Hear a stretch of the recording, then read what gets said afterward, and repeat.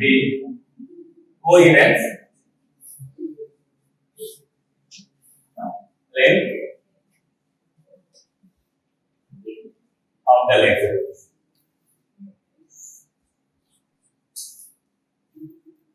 So what do you mean by coherence length? You know, laser the coherence length will be larger, like a few kilometers. அது எப்படி நம்ம measure பண்றதா இருந்தா, அதாவது what do you mean by coherence அப்படின்னா, suppose நம்ம என்ன laser போட்டோம் இந்த மாதிரி எடுத்துட்டோம் அவுட்புட்ல. சப்போஸ் another போட்டோம்னா பாத்தீங்கன்னா இதே மாதிரி இருக்கும். In phase picture, the amplitude will be same. இது வந்து பாத்தீங்கன்னா coherent laser. இது வந்து பாத்தீங்கன்னா coherence laser. But what do you mean by coherence length? Na suppose நான் ஒரு photon வந்து நான் பார்க்கிறேன். அது என்ன செய்யுதுன்னா, it is just follow the same amplitude as well as the oscillator.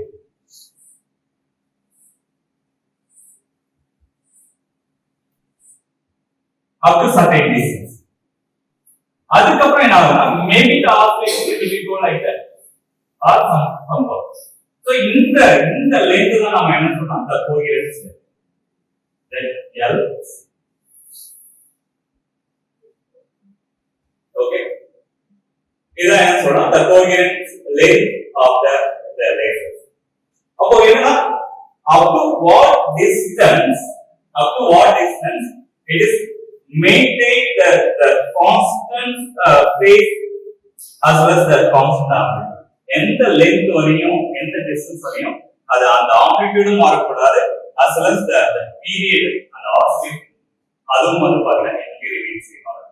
அந்த இது மாறுது, period the wavelength மாறுது. இந்த wavelength இது வந்து பாத்தீங்கன்னா repeated same wavelength. சோ அந்த length தான் நாம என்ன பண்ணலாம், coherence length. சரிங்களா? சோ அதை எப்படி மெஷர் பண்ணலாம், அந்த LC equal to now simple idea பண்ணுங்க. ஏன்னா நம்ம velocity வந்து என்ன சொல்றோம், velocity distance traveled by time. or நம்ம என்ன சொல்லலாம், the velocity of light. நீங்க quantum பொறுத்தவரை velocity of the light, quantum velocity நீங்க distance traveled coherence. time வந்து just the coherence time. Time is inversely proportional to the frequency. Frequency is inversely proportional to time period. அப்ப நாம என்ன செய்யலாம், நம்ம the coherence length the LC equal to நாம என்ன செய்யலாம், C into of t. அதாவது எப்பவுமே என்ன சில இன்ஃபர்மேஷன் வந்து நம்ம ஃபண்டமெண்டல் இருந்தா வரும். அப்போ இந்த tau c is inversely proportional to the frequency, like the band with tau c equal to the coherence time equal to 1 by the line width of the laser, the delta nu. Either you can use this formula or you can use this formula. நம்ம எல்லாமே fundamental இதுல இருக்கு. Okay, c divided by delta nu or LC is inversely proportional to delta nu or the coherence length is directly proportional to the coherence time. இப்போ நம்ம கொடுத்த option பாப்போம். என்ன கொடுத்திருக்காங்க, directly proportional to the length of the active placing medium. தவறு. Directly proportional to the width of the spectral line. Width of the spectral line. இது வந்து பாத்தீங்கன்னா width of the spectral line. அதாவது delta nu எது width of the spectral line. Suppose நம்ம லேசரோட intensity versus frequency வரதுன்னு draw பண்ணனும். Just draw the intensity versus frequency. நமக்கு என்னன்னா, the laser it will peak some particular frequency. அத நாம என்ன சொல்றோம், reference frequency. இந்த frequency தான் என்ன சொல்றோம், the frequency of the lasers nu naught. அப்போ அந்த delta nu எது சொல்லலாம், the full width of maximum. இதான் வந்து பாத்தீங்கன்னா இந்த delta nu ரொம்ப நேரவா இருந்துச்சா, ரொம்ப லேசா இருந்துச்சா, LC வந்து be larger. So the coherence for the particular laser it will be large. இந்த delta nu ரொம்ப broad-ஆ இருந்துச்சுனா அது வந்து என்ன சொல்றோம், incoherent laser. ரொம்ப ஷார்ட்டா இருக்கும், like order of micro to millimeter. இதுனா அது incoherent. So இந்த delta nu நேரவா இருக்கும், ஒரு coherence length, the coherence length of the laser வந்து larger ஆகுனா we go to just narrow the line. அப்ப it is inversely proportional to the line. இதுதான் நாம என்ன சொல்றோம், அந்த output vector of maximum என்ன சொல்றோம், the line length of the laser, the delta nu. அப்ப இந்த delta nu it is inversely proportional. அப்ப நமக்கு என்னன்னா inversely proportional to inversely proportional to the width of the spectral line. So question number 13 வந்து என்ன ஆன்சர்னா the C. Question number 14.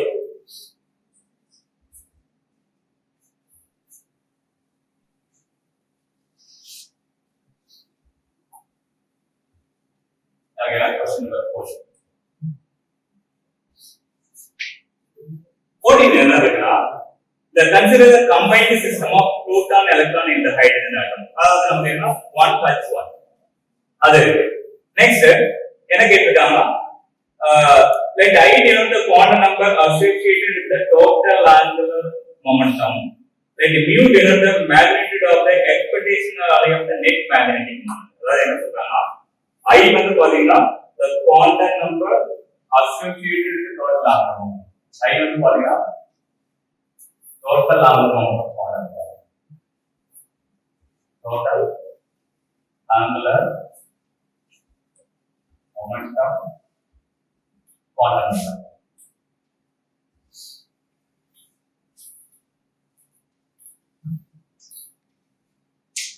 Next என்ன கொடுத்திருக்காங்க the mu வந்து பாத்தீங்கன்னா magnitude of the expectation of the net magnetic moment. Net magnetic moment mu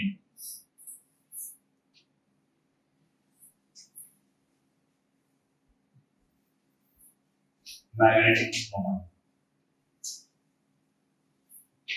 Okay. Next one the பாத்தீங்கன்னா என்ன கொடுத்திருக்காங்க which one of the following pair represents the possible state of the system mu is the Bohr magnet. So first என்ன செய்றீங்கன்னா என்ன state இருக்குன்னா ground state இருக்கு நம்ம கொடுத்துட்ட அந்த சிஸ்டம் வந்து ground state கான்ஸ்டன்ட் அந்த 1+1 ground state. அப்போ அந்த ground state நாம என்ன செய்யறோம்னா the electron in the 1s orbital proton என்ன 1+1 ஒரு proton ஒரு electron. இப்போ நம்ம the resultant angular momentum கண்டுபிடிக்கணும். So electronக்கு ஆஃப் protonக்கு ஆஃப் the speed. அப்போ நமக்கு the resultant angular momentum I equal to என்ன பண்ணலாம் the electron angular momentum that J minus the proton angular momentum I that's why I minus பண்ணலாம் ஒரு I prime எடுக்கலாம் நான் கொடுத்த possibility I prime எடுக்கலாம் it's running from J plus the I prime. அப்போ நமக்கு என்ன வரும்னா the I equal to the allowed value of total angular momentum இது half minus half 0 or 1. This is the first result. Okay. So the combined total angular 0 or 1. Next என்ன செய்யலாம்னா the net magnetic moment. நம்ம 1s orbital இருக்க electron plus magnetic moment of electron. This is the average of total magnetic moment equal to the average of electron magnetic moment plus average of proton magnetic moment. அப்போ the electron magnetic moment the mu e the 1s orbital you know it is equal to Bohr magnet. The magnetic moment of the electron in the ground state it will be equal to Bohr magnet. Other correct value. Suppose the proton magnetic moment is a geometry case இது வந்து என்ன is equal to 1836 the electron magnetic moment. The proton of the mass it is area. The magnetic moment is inversely proportional to the mass. நம்ம என்ன படிச்சோம்னா the mu is equal to E G times E divided by 2m. The mass inversely proportional to the mass. அப்போ நம்ம என்ன வரும்னா இது ஒரு வாட்டி செக் பண்ணிக்கங்க நம்பர் ஒரு வாட்டி செக் பண்ணிக்கங்க ஆப்ஷன் 8 அப்போ புரோட்டான் ஆல்மோஸ்ட் வந்து பாத்தீங்கன்னா the proton magnetic moment it is approximately 0.00 something 1 times the Bohr magnet. அப்போ எதனுடைய கான்ட்ரிபியூஷன் அதிகமா இருக்கும்னா இந்த net magnetic moment the electron contribution is larger than the proton. அதாவது the new electron is much larger than the proton. அப்போ this is approximately equal to the electron. But ground state 1s orbital the electron magnetic moment வந்து பாத்தீங்கன்னா it is mu b. It is mu. அப்போ நமக்கு என்ன answer கொடுத்திருக்காங்க நல்லா கவனிங்க I equal to 0 mu equal to 0 no that is not possible. ஏன்னா mu equal to நமக்கு என்ன கிடைச்சிருக்கு mu b. அப்போ நமக்கு என்ன வரும்னா செகண்ட் ஆப்ஷன் தப்பு ஏன்னா I equal to half கொடுத்திருக்காங்க mu equal to 1 dB. That is right. Third option வந்து sin of near ஆனா I equal to half கொடுக்குறாங்க. Third option என்ன இருக்கு? I equal to 1 ஏன் 1 possible இருக்கு. 1 possible இருக்கு. mu equal to 1 dB approximately. So அது correct. Option C வந்து okay. mu equal to dB. I total ஆகும்போது I equal to 1 ஆகும். So இது correct. Third option வந்து ரெண்டுமே கரெக்டா வருது. D option தப்பு. ஏன்னா 2 dB is not. சில பேர் என்ன சொல்றாங்கன்னா இது வந்து 2 dB equal to. So option வந்து எது correct ஆகும்னா C is the correct option. C வந்து is the correct option. Next பார்க்கலாம். Question number 15.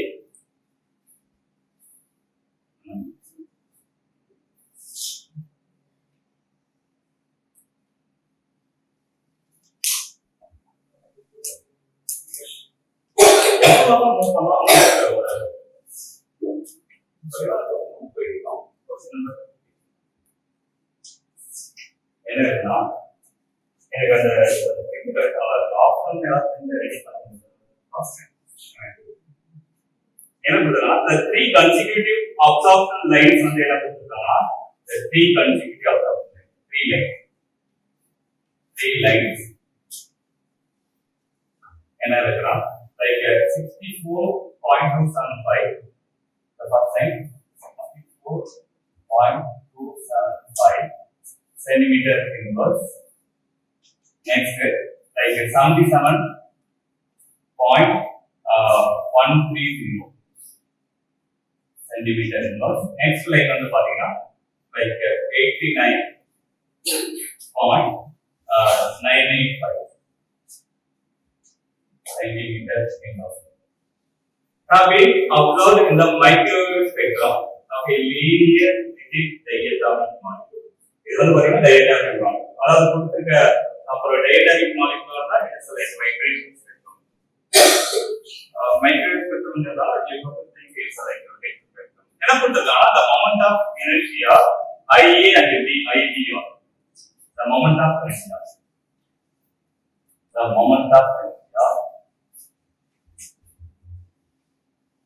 inertia of the IA and the IB கொடுத்திருக்காங்க. IA வந்து பாத்தீங்கன்னா with respect to bond axis. IA என்ன கொடுத்திருக்காங்க with respect to bond axis.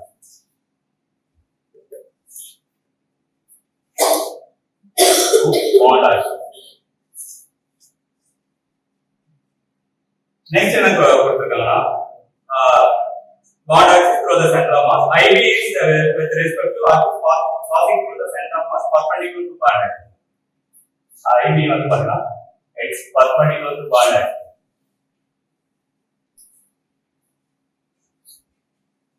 Perpendicular to bond axis. Okay, but நம்ம என்ன செய்யலாம்? First we go to draw and then we go to think. Moment of inertia of the okay என்ன கேட்டிருக்காங்கன்னா ரெண்டு moment of inertia equal to that value or different ஆ கேட்டிருக்காங்க. அப்ப நம்ம இத வந்து என்ன கொடுத்திருக்கோம் கன்க்ளூட் பண்ணலாம் linear rigid diatomic molecule. அதாவது diatomic molecule இது வந்து சென்டர் ஆஃப் இது வந்து சென்டர் ஆஃப் அப்போ the moment of inertia about this axis இது வந்து IA rotation spectrum. அப்போ IA what's IA? It's 0. am I right? ஏன்னா பாத்தீங்கன்னா அதே axisல எனக்கு ரெண்டு மாஸ் இருக்கு. the axis passing through the center of mass. what about the mass distribution? ஏன்னா m r square. அப்போ நம்ம என்ன செய்யறோம்னா IA we can conclude it is 0. IA first term ஒரு option. next IB. what about the IB? IB equal to it's about this axis passing through the center of mass. The perpendicular to the bond axis. About this axis. This was the IB. Now there is a mass distribution. Again, distance maybe the bond length r1 side r2 to the orbit. there is a non-zero IB. IB வந்து என்னன்னு சொன்னா the first conclusion இதான் நம்ம பார்ப்போம். IB it is non-zero. IE வந்து it is zero. IB is non-zero. அப்ப இங்க கொடுத்திருக்க இதுல both equal to வராது. ஒன்னு வந்து 0. அது either B இருக்கா இல்ல D இருக்கா. But what is the value? Either B or D. But அதுக்கு கண்டுபிடிக்கணும் என்ன செய்யலாம்? We go to just draw the rotation spectrum. அந்த வேல்யூ என்னன்னு கண்டுபிடிக்க IB யோட வேல்யூ கண்டுபிடிக்க நமக்கு தெரிஞ்சதா? அது தெரிஞ்சதா? நானே ரெண்டு மூணு ப்ராப்ளம்ல இது பார்த்தேன். ரெண்டு ப்ராப்ளம் பார்த்தேன். என்னன்னா இந்த rotational energy என்ன சொல்லுவோம்? That E J equals to நமக்கு என்ன வரும்? B very good. J plus 1. Suppose the spectral emission between the two successive levels enna the delta is equal to E J plus 1 minus E J. Enna the delta E. So இங்க J plus 1 போடுங்க. எங்கெல்லாம் J plus 1. இது இன்னொரு important question இத நம்ம conclude பண்ணலாம். ஏன்னா J plus 1 போடுறீங்க இங்க J க்கு பதிலா J plus 1. இங்க J க்கு பதிலா என்ன செய்யலாம்? J plus 1 plus 1 minus D J is equal to J plus 1. அப்ப காமன் நம்ம என்ன வெளியில எடுக்கலாம்னா B J plus 1 வெளியில எடுக்கலாம். ஃபுல்லா என்ன இருக்குன்னு கேட்டீங்கன்னா இங்க J plus 1 வெளியில எடுத்து இங்க வந்து என்ன இருக்கா J plus 2 இங்க என்ன இருக்கா minus J. அப்போ இந்த J கேன்சல் பண்ணிக்கலாம். அப்போ வந்து பாத்தீங்கன்னா B 2B J plus 1. But if you want number J, allowed value is 0, 1, 2, 3. The rotation one number. Upon the delta E, in our J equal to 0 போடினா the 2B. The spacing between the output spectrum, the rotation spectrum வந்து பாத்தீங்கன்னா it's the spacing வந்து 2B. ஏன்னா J equal to 1 போடினா 2B. The ரெண்டாவது line எங்க இருக்குன்னா J equal to 1 போடினா 1 plus 1 2 4B. Next வந்து பாத்தீங்கன்னா 2 போடினா 3 6B.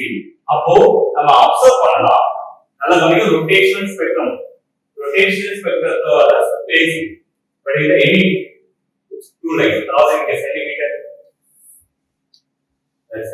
னா சார் நமக்கு என்ன வரலாம் ஒரு line 2B the another line 6B இது beingது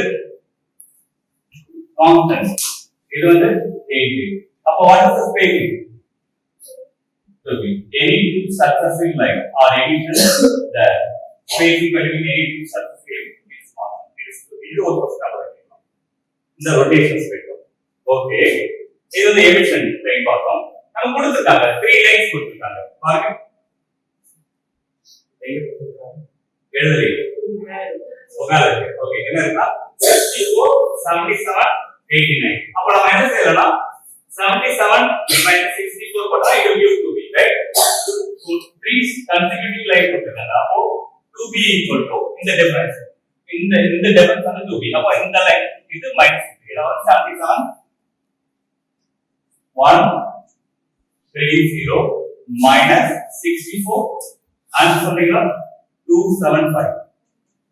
What is the answer? 2B equal to 77 minus இங்க பாருங்க இது 5 எவ்வளவு 12.85 very nice 12.85 அப்போ B equal to it's a 6.425 that's centimeter. So this is the value of B.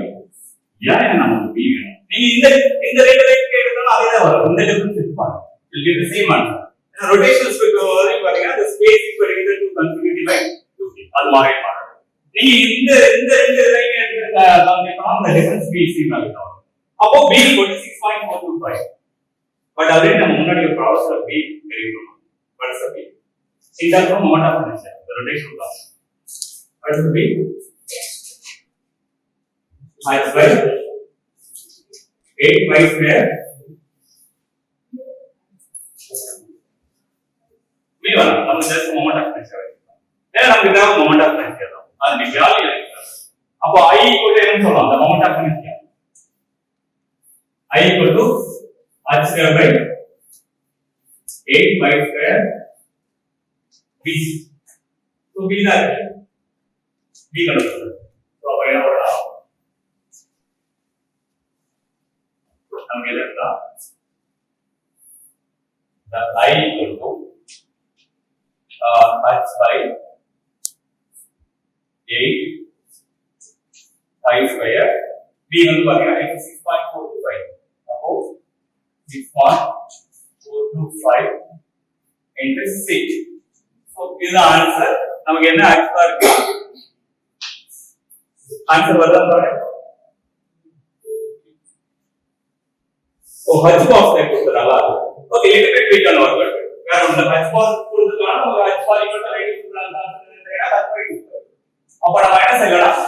we can just I equal to ஆனா என்னன்னா h box square கொடுத்திருக்காங்க. அப்போ இத நம்ம என்ன செய்யலாம்? வேல்யூ கேஸ் h box ஸ்கொயர் டெலிவரி பண்ணிக்கலாம். h ஸ்கொயர் இது வந்து 4 pi ஸ்கொயர் 1/2 ஏன்னா 8 வந்து 2 into 4 மாத்திக்கலாம். அப்புறம் நமக்கு ஈஸியா இருக்கும். divided by 1/, இத கொடுத்து ட்ரான்ஸ்ஃபர் பண்ணி நம்ம மாத்தி எழுதணும். 6.425 c h இது ஒரு தடவை மல்டிப்ளை. அப்ப இந்த வேல்யூ என்னன்னா I equal to h whole square divided by 2 into 6.425 அதேதான் நம்ம இங்க 2 டைப் பண்ணல 4.85 h ஆசியா இது நம்ம இருக்கா. So this is the mean. நம்ம non zero value of that moment of motion. இது வந்து b தான் நமக்கு என்ன non zero value. So இது வந்து பாருங்க இது moment of motion கேட்டதால நம்ம இங்க just calculate ஏன்னா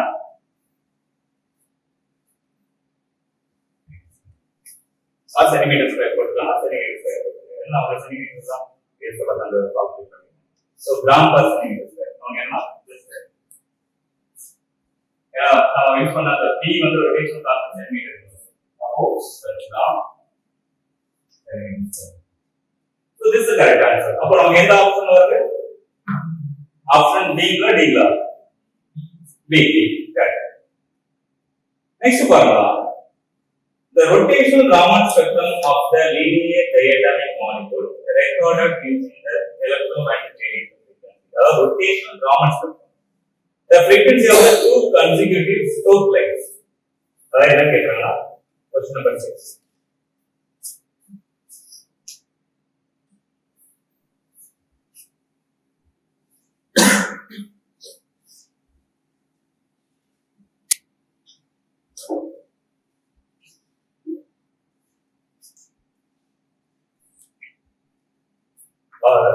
The rotation Raman spectrum of the linear diatomic molecule.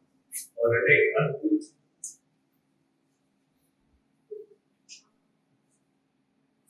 Raman spectrum.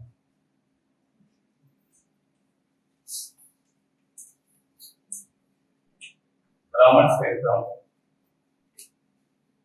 Linear diatomic molecule recorded using the magnetic radiation of frequency. The frequency of the two consecutive stroke lengths. The frequency of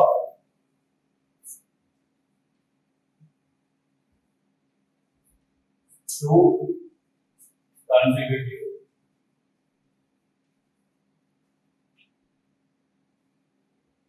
stroke lengths.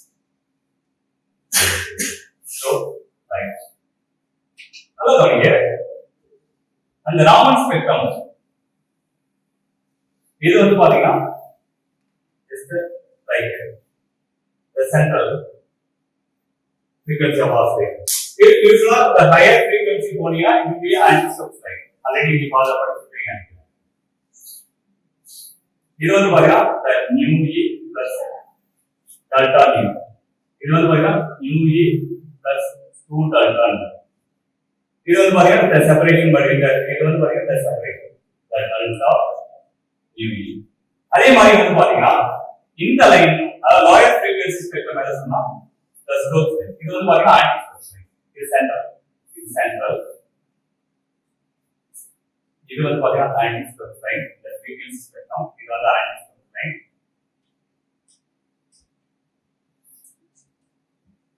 இது வந்து பாத்தீங்கன்னா stroke line.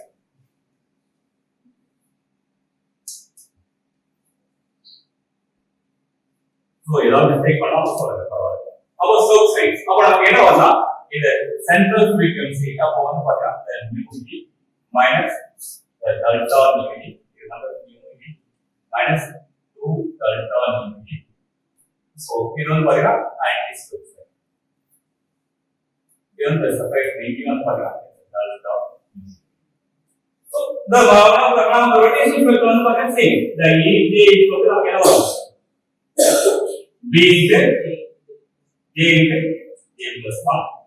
But normal rotational spectral support in the selection tool என்ன வரும்னா the delta J plus or minus 1. Raman spectral support plus or minus. Okay. Normal rotational spectrum என்னன்னா it's a delta J, it is plus or minus 1. நீங்களா நம்ம இங்க solve பண்ணதெல்லாம் இதெல்லாம் பாத்தீங்கன்னா இது normal rotation.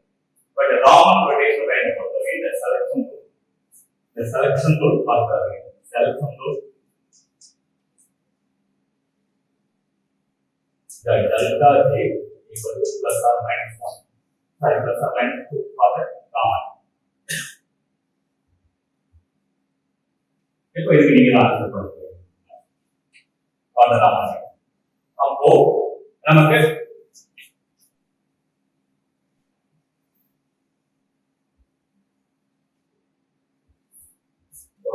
frequency range number is அப்போ நம்ம என்னன்னா வேவ் நம்பர் ஆஃப் கால்குலேட் பண்ணி டைரக்டா இங்க வந்து நம்ம ஆன்சர் பண்ணிடலாம். எனக்கு என்ன the frequency of the two consecutive stroke line கேக்குறாங்க. ஃபர்ஸ்ட் நம்ம வேவ் நம்பர் ஏன்னா இது வந்து பாத்தீங்கன்னா in terms of wave number. அது வந்து இது வந்து in terms of wave number rotation constant. அப்போ ஃபர்ஸ்ட் நம்ம இதுக்கு delta the emission the delta E ன்னு பார்ப்போம். so two consecutive அப்போ நமக்கு என்ன பண்ணலாம் the delta the EJ equal to E J plus 2 minus E.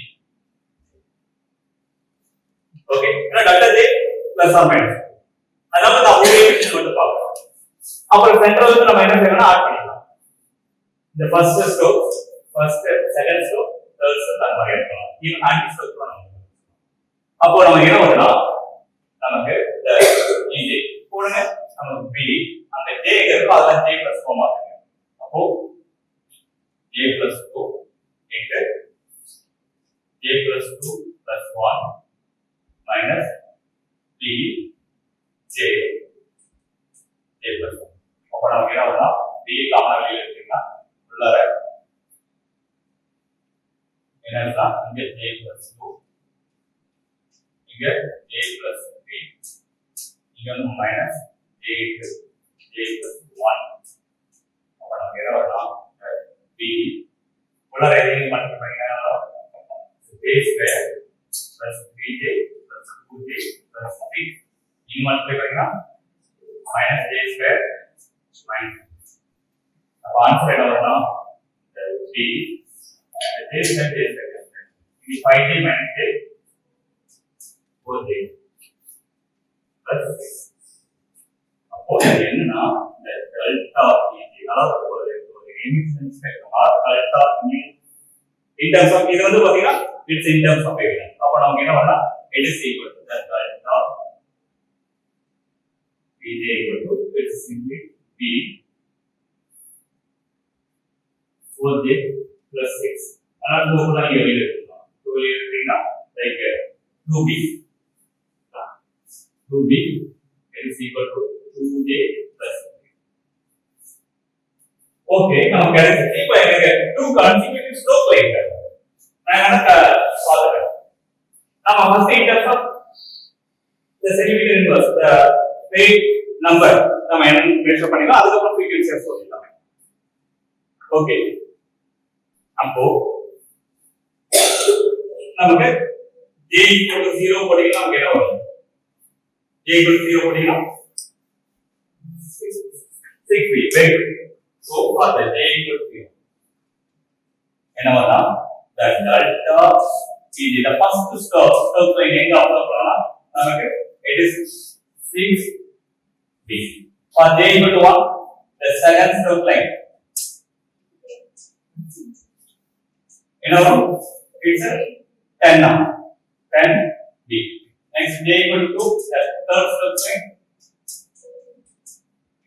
14 feet. So நல்லா கவனிங்க எனக்கு நான் இப்போ வேவ் நம்பர் வரையலாம் அடுத்து அந்த 3 லைனோட பொசிஷன் மென்ஷன் பண்ணலாம் அப்ப நீங்களே ஆன்சர் பண்ணுங்க என்ன செய்யலாம் இது வந்து சென்டிமீட்டர் ஃபிகர் கால்குலேட் சென்டிமீட்டர் இந்த வேவ் நம்பர் அப்போ இது சென்டர்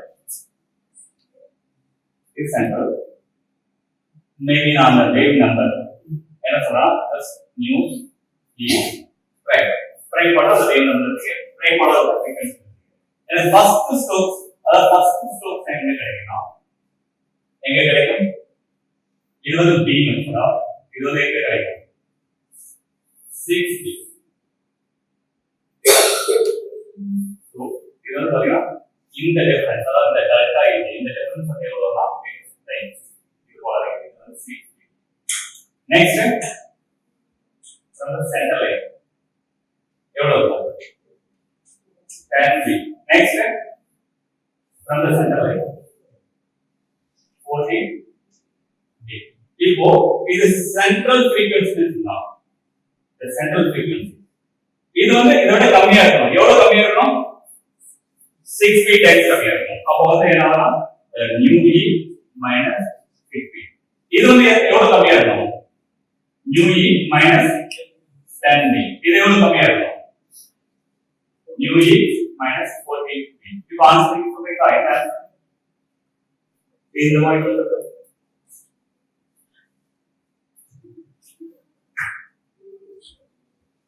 அப்போ nu e minus 10b also இந்த மாதிரி கொடுத்தாங்க அதாவது frequency ஓகேடா இன்வெர்ஸ் ஆஃப் தி frequency அப்போ ஆனா இங்க 10b ங்கிறது அந்த பாருங்க ஆப்ஷன் A தான் கரெக்ட்டா வருது இதெல்லாம் nu e minus 10b nu e minus 14b so that's correct answer two consideration அதே ஆன்சர் லைன் கேட்டா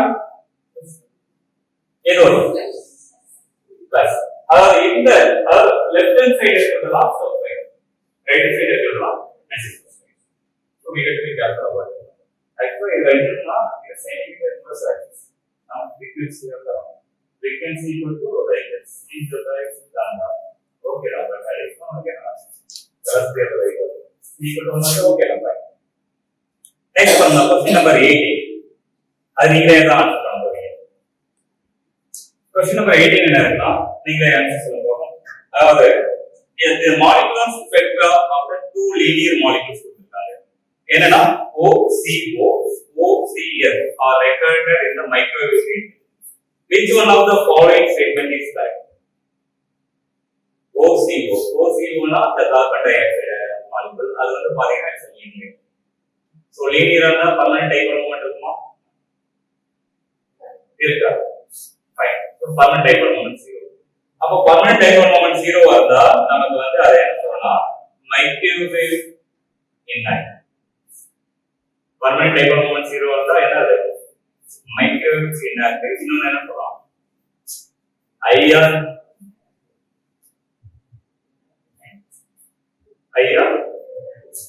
inert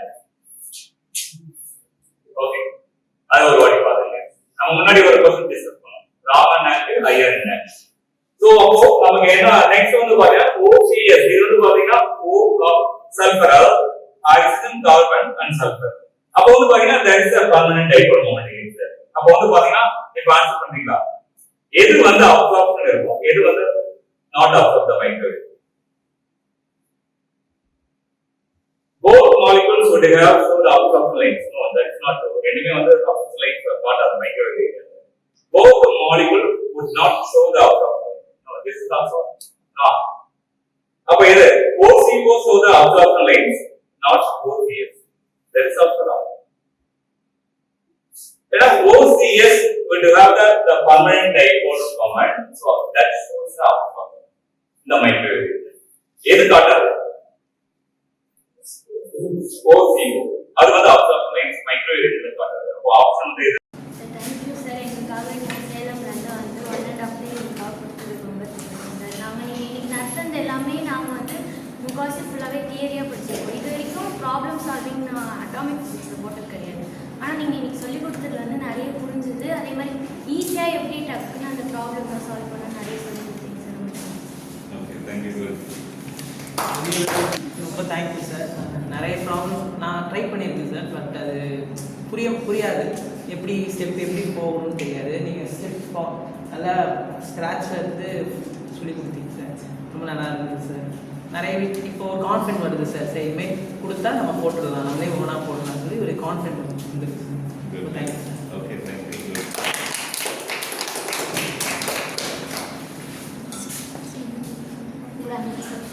சார் முன்னாடி வந்து இந்த ப்ராப்ளம்லாம் சால்வ் பண்ண முடியுமா அப்படின்னு சொல்லிட்டு எங்களுக்கு ஒரு கான்ஃபிடென்ட்டே இல்லை. ஆனால் நீங்கள் நேற்று பேசின உடனே ஒரு கான்ஃபிடன்ஸ் வந்துச்சு. சரி உங்கள் ஸ்டூடெண்ட் நீங்கள் போட முடிஞ்சதுனால உங்கள் ஸ்டூடெண்ட்டாக எங்களாலையும் போட முடியும் அப்படின்னு சொல்லி முக்கியமாக அவங்க 8 ஸ்கோர் கேட்டோன்னு தான் எங்களுக்கு உண்மையான மனசுக்கு ரொம்ப ஆரம்பிக்க அதுக்கப்புறம் சரி நம்மளும் ட்ரை பண்ண நம்மளால் இந்த ஸ்கோர் அட்டைன் பண்ண முடியும், நம்மளாலையும் வந்து எல்லாத்தையும் கிளியர் பண்ண முடியும் அப்படின்னு ஒரு கான்ஃபிடன்ட் கிடச்சிது. அதே மாதிரி நீங்கள் சால்வ் பண்ணுற விதமும் வந்து ஒரு கான்செப்டையும் சொல்லிக்கிட்டே வந்து சால்வ் பண்ணுறது வந்து ரொம்ப ஈஸியாக இருந்துச்சு சார். ஏன்னா எங்களோட காலேஜிலலாம் தியரிஸ் மட்டும்தான் ஃபோக்கஸ் பண்ணியிருந்தாங்க. நாங்கள் சம்ம வந்து பெருசாக ஒர்க் அவுட் பண்ணதுனால இப்போ வந்து அந்த டயக்ராம்ஸ்லாம் எப்படி போடலாம், நம்மளே வந்து எந்த அளவுக்கு சால்வ் பண்ண முடியும் அப்படின்னு சொல்லிட்டு கற்றுக்குறோம் சார். கிரேட். நல்லா எக்ஸ்பிரஸ் பண்ணுங்க. நல்லா படிங்க. சார் இதோட கையில்